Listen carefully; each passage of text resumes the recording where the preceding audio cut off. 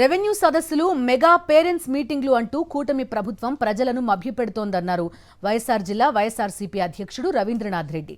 అధికారంలోకి వచ్చినప్పటి నుంచి ప్రజలకు ఉపయోగపడే కార్యక్రమం ఒక్కటైనా చేశారా అని నిలదీశారు. రెవెన్యూ సదస్సుల ద్వారా వైఎస్ఆర్సీపీపై బురద జల్లే కార్యక్రమానికి తెరలేపారని ఆగ్రహం వ్యక్తం చేశారు. రాష్ట్రంలో రెవెన్యూ వ్యవస్థను ప్రక్షాళన చేసిన ఘటన వైఎస్ జగన్కే దక్కుతుందన్నారు రవీంద్రనాథ్ రెడ్డి. గతంలో రెగ్యులర్గా రెవెన్యూ సదస్సులు జరిగేటి, అలాగే స్కూల్లో కూడా సంబంధించిన సదస్సులు కూడా గతంలో కూడా రెగ్యులర్గా జరిగేటి.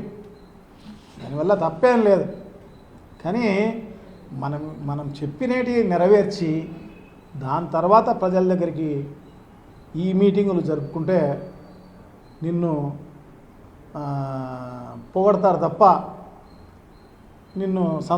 వాళ్ళు సంతోషపెడితే నిన్ను పొగిడే కార్యక్రమం చేస్తారు తప్ప ఈ రకంగా పనికిరాని అన్ని ఉడక కంటితుడుపు చర్యలు చేపట్టడం చాలా దారుణం.